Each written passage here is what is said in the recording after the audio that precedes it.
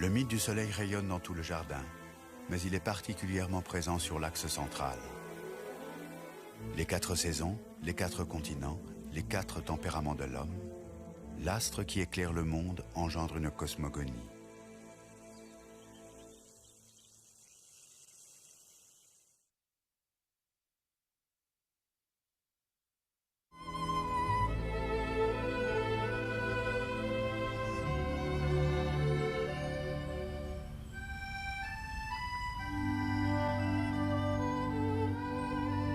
Vous m'auriez demandé un peu de repos avant la nuit, avant de repartir vers cette autre ville qu'est Paris by Night, la ville lumière.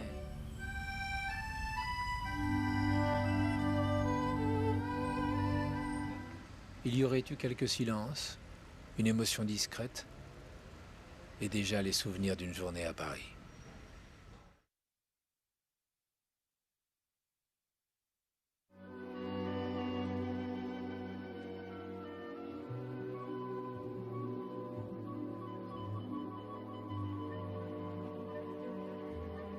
Pour aborder ces collections chronologiquement, c'est vers une galerie basse, construite pendant le Second Empire, qu'il faut se diriger.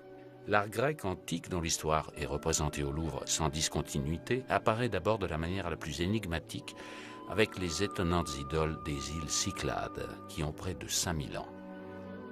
La petite statue connue depuis 1907 sous le nom de Dame d'Auxerre semble typique par l'attitude et le costume, par le matériau aussi, le calcaire, de la sculpture crétoise du 7e siècle avant Jésus-Christ.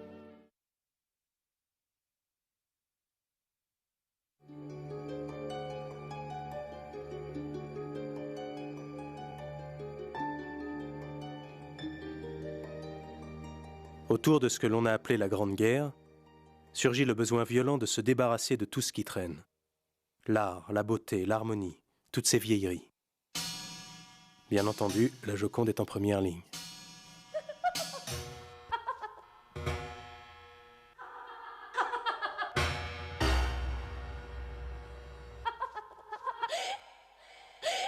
La chaud au cul de Duchamp, c'est un peu une profanation. Donc le tableau était regardé comme quelque chose de sacré.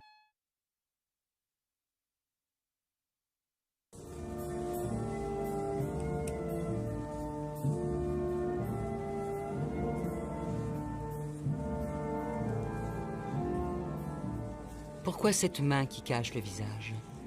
Quelle réalité refuse-t-il de voir? Qu'ont-ils à nous montrer, ces peintres viennois du début du XXe siècle? Gustav Klimt, Egon Schiele, Koloman Moser et Oskar Kokoschka, qu'ont-ils vu à travers leur art?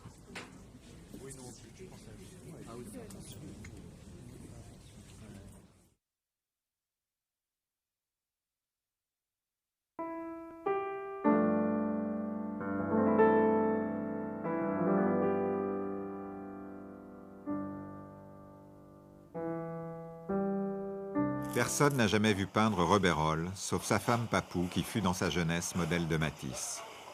Pourtant, un jour de l'automne 1994, Paul Rebérol me proposa d'assister à son travail dans l'atelier.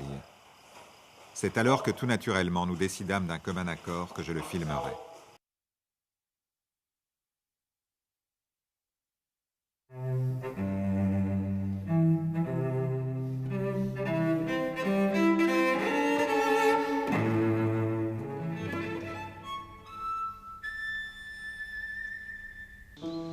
Chaque fois que je me mets devant mon chevalet, je suis un autre homme. Moi et toujours Cézanne. Les yeux me sortent de la tête, sont injectés de sang. Une espèce d'ivresse, d'extase me fait chanceler comme dans un brouillard lorsque je me lève de la toile.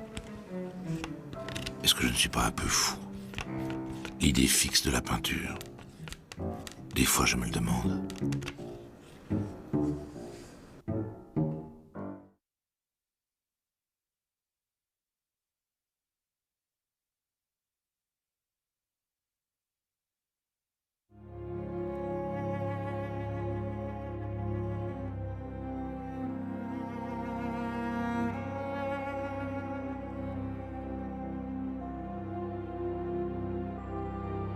Les sociétés d'anthropologie se développent.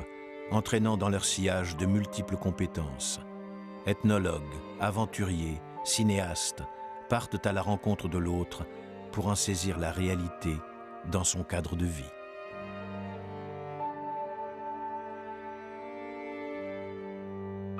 Alfred Eden tourne un premier film en 1898 au nord de l'Australie, suivi par Walter Spencer dès 1901.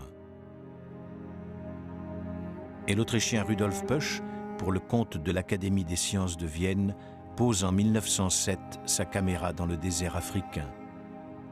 Il filme sans artifice les gestes élémentaires des Bushmen du Kalahari.